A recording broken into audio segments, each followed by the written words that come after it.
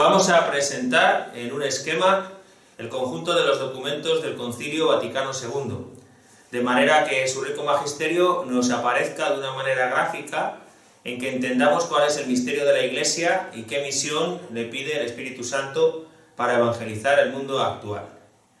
El Concilio Vaticano II terminó asumiendo como esquema el que había utilizado quien lo convocó, San Juan XXIII, en un radiomensaje el 11 de septiembre de 1962.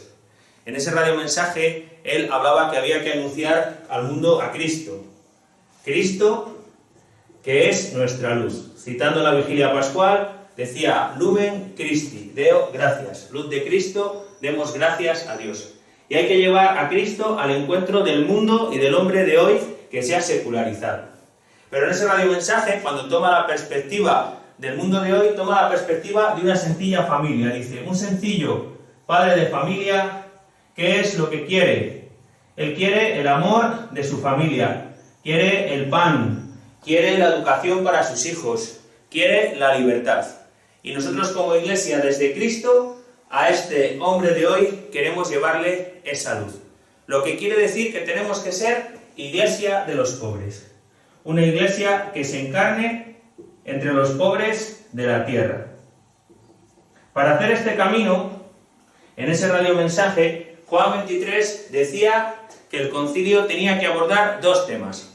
Hablar de la Iglesia ad intra, es decir, cómo revitalizar la vida de la propia Iglesia. ¿Para qué? Para que en esta misión que la Iglesia tiene que cumplir ad extra, es decir, hacia el mundo, hacia el exterior, lleve con la mayor fiabilidad y en un lenguaje de hoy el Evangelio de Jesucristo. Por tanto, el concilio se dibujaba como un camino de salida, como una Iglesia en salida, que dice hoy el Papa Francisco, desde lo que la Iglesia es, porque lo es en torno a Cristo, que la ha convocado, hacia el mundo de hoy. Este va a ser el esquema de las grandes constituciones del concilio. Hay una primera constitución, que es la constitución sobre la Iglesia, que se llama Lumen Gentium. Vuelve a tomar esa expresión de Cristo como luz, de la que había hablado Juan XXIII, y lo quiere dar Gentium a todos los pueblos, a todas las naciones. Y hay otra constitución que se llama la Constitución Pastoral, que es sobre la Iglesia en el mundo de hoy, y se llama Gaudium et Spes. Los gozos y las esperanzas, las tristezas y las alegrías de los hombres de hoy tienen que ser gozos y esperanzas, tristezas y alegría de los hijos de la Iglesia. ¿Y qué es lo que revitaliza esta Iglesia? ¿Qué es lo que convoca a gente de todos los pueblos para formar el pueblo de Dios, para ser el cuerpo de Cristo en este momento? Pues es el mismo Cristo. Cristo que se anuncia a su Iglesia a través del Evangelio, a través de la palabra. Por eso la otra constitución dogmática es Dei Verbum, sobre la palabra de Dios, sobre la Sagrada Escritura, para poner el Evangelio en manos del pueblo. Y la Iglesia es edificada y es enviada en torno a la mesa de la Eucaristía, en la liturgia. Por eso la otra constitución es sobre la Sagrada Liturgia, Sacrosanctum Concilium. Tenemos entonces las cuatro constituciones: la Iglesia construida por Cristo, por la Trinidad, por el Padre, el Hijo y el Espíritu Santo, a través de la proclamación de la palabra y de la vivencia de los sacramentos, que es enviada al encuentro del mundo de hoy con sus nuevas problemáticas, con sus nuevos retos, con sus interrogantes. A partir de aquí se van a desarrollar los decretos con que concreta el concilio su enseñanza. Pero antes de ellos hay que tener en cuenta una declaración, que es la declaración sobre la libertad religiosa, que es Dignitates Humanae. Decía Benedicto XVI que esta declaración en la que se acepta la libertad religiosa cambia la manera de situarse la Iglesia en el mundo. La Dignitates Humanae dice: nuestra perspectiva va a ser de libertad religiosa, no defender los derechos de la religión, ni de la Iglesia, ni de la verdad, sino dialogar con la conciencia de cada hombre. Y en esta perspectiva, la Iglesia sale al encuentro del mundo como misionera. El decreto sobre la evangelización de los pueblos adyentes, en principio un decreto sobre las misiones en los lugares donde no existe el cristianismo, dice en su introducción que va a servir también de orientación para anunciar el Evangelio en países que fueron de cristiandad, que fueron sociedades cristianas, pero donde esa religión se ha perdido. Con lo cual hoy es un criterio para la nueva evangelización, para situarnos como iglesia misionera en cualquier lugar de la tierra. Y esta iglesia que sale como misionera, como enviada de Cristo al mundo, quiere dialogar con todos.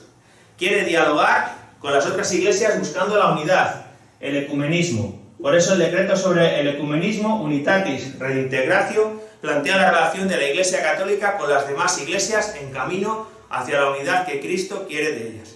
Y quiere dialogar con todas las religiones de la tierra. Por eso hay otro decreto sobre el diálogo con todas las religiones, que es Nostra Aetate, donde plantea nuestro hermanamiento con los judíos, el pueblo del Antiguo Testamento, con los que creen en un solo Dios, que son los musulmanes, y con todas las demás religiones. Esta iglesia, en salida, es un pueblo convocado en el que todos están llamados a la santidad. Todos tienen una responsabilidad propia en la construcción de la iglesia. Y todos tienen una responsabilidad en la misión de la iglesia. Según cada uno, según su vocación. La mayor parte del pueblo de Dios son los laicos, que en el bautismo y en la confirmación reciben la vocación a la santidad y al apostolado. Y este apostolado de los laicos se trata en el decreto Apostolicam ad Cositatem. Al servicio de los laicos, de todo el pueblo de Dios, para servirles la palabra, los sacramentos, para guiarles en su misión a anunciar el Evangelio, están los pastores. Los pastores que son los obispos, el decreto sobre los obispos, que es Christus Dominus, y los sacerdotes, que es Presbyterorum Ordinis. Y dentro del pueblo de Dios, tanto entre los laicos como entre los ordenados, algunos hacen unos votos de especial consagración, que son la vida consagrada, que está en el decreto Prefecta Caritatis. De tal manera que en este dibujo tenemos el conjunto de los documentos del Concilio Vaticano II. ¿Qué es la Iglesia? La Lumen Gentium, el mundo que tiene que evangelizar, cómo la Iglesia es construida por Cristo desde la palabra y desde los sacramentos, cómo se da el encuentro de este mundo en diálogo y en misión, y cómo todas las vocaciones, los pastores, los laicos, los religiosos, contribuyen a la construcción del pueblo de Dios de una manera corresponsable y son enviados a la misión. El esquema que hemos planteado, en el que tenemos el conjunto de los documentos, constituciones y decretos del Concilio Vaticano II, es el mismo esquema en el que se ha desarrollado la acogida del concilio en los sínodos posteriores. Pablo VI, terminado el concilio, toma la iniciativa de instituir el sínodo de los obispos, que se ha venido reuniendo de manera ordinaria o extraordinaria desde entonces, y los trabajos del sínodo han desarrollado las enseñanzas del concilio. Los sínodos que más han marcado la acogida del concilio son, en primer lugar, el que convocó Juan Pablo II a los 20 años de la acogida del concilio, el de 1985, para reflexionar sobre el propio Concilio Vaticano II y cómo se había entendido. Y este dijo que la Iglesia había pecado en el tiempo posconcilio de autorreferencial, de mirarse a sí misma, en lugar de mirar a Cristo, que es lo que había perdido el concilio. Y dijo que el concilio se puede explicar como misterio, porque la Iglesia es sacramento de Cristo, del amor de la Trinidad en medio del mundo, como comunión, porque es una congregación de gente de todos los pueblos con distintas vocaciones para servir a la evangelización, y como misión, porque no existe para sí misma, sino que es la expresión del envío que hace Dios, que hace la Trinidad a su pueblo, al servicio de todos los pueblos, para servir a los pobres y anunciarles el Evangelio. Por eso, en esta misión, los sínodos más importantes son aquellos que han hablado de la propia misión de la Iglesia. El de 1974 hizo que Pablo VI hiciera la primera exhortación posinodal, que es la Evangelii Nunciandi, que es la carta magna de la evangelización, en la que se está planteando que la Iglesia existe para evangelizar. Y esto se ha prolongado cuando Benedicto XVI convoca en 2012 otro sínodo sobre la evangelización y la transmisión de la fe, que encuentra su expresión en una exhortación posinodal que ya es del Papa Francisco, que es la Evangelii Gaudium. Con lo cual, esta Iglesia en salida, esta conversión pastoral de toda la Iglesia, se convierte en un eje fundamental en la comprensión del concilio y de su desarrollo.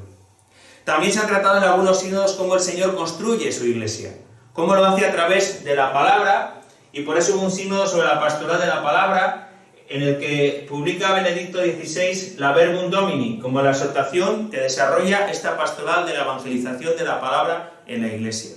Y otros sínodos se han referido a los sacramentos. Ha habido uno sobre el sacramento de la reconciliación, del que salió la exhortación, reconciliación y penitencia. Y otro sobre la Eucaristía, del que ha salido la exhortación Sacramentum Caritatis. También se han tratado en los sínodos la vocación de cada uno de los cristianos, de cada una de las vocaciones para construir esta Iglesia y para salir en misión. Ha habido sínodos dedicados a la misión de los laicos, con particular atención a la familia. Ha habido sínodos sobre la familia, que convocó Juan Pablo II, del que salió la exhortación Familiaris Consortio, y los dos que convocó el Papa Francisco, de los que ha salido la exhortación Amoris Laetitia. Y otro sobre la misión de los laicos en el mundo, del que ha salido la exhortación Christe Fideles Laici. Ha habido algunos sínodos que han atendido a la vocación de los pastores. Ha habido uno sobre los obispos, del que ha salido la exhortación Pastores Gregis, y otro sobre los sacerdotes, del que ha salido la exhortación Pastores Dabo Vobis. Y otro sobre los consagrados, sobre los religiosos, del que ha salido la exhortación Vita Consacrate. De toda esta ensalada de siglas que tenemos aquí, de los documentos conciliares y de las exhortaciones conciliares, podemos ver cuál es el dibujo de la Iglesia, de su salida al encuentro del mundo, cómo la Iglesia es construida por el Señor a través de la palabra y de la liturgia, y cómo todos los miembros del pueblo de Dios están llamados a la santidad, a ser corresponsables en la construcción de la Iglesia y corresponsables en la misión. Este es el programa marco del Concilio Vaticano II, que nos va a ayudar a situar las reflexiones que hagamos a partir de aquí en cada uno de los temas, viéndolos todos en relación y viéndolos qué proyecto de nueva evangelización tiene el Señor para su Iglesia, tal como ha quedado expresado en el concilio.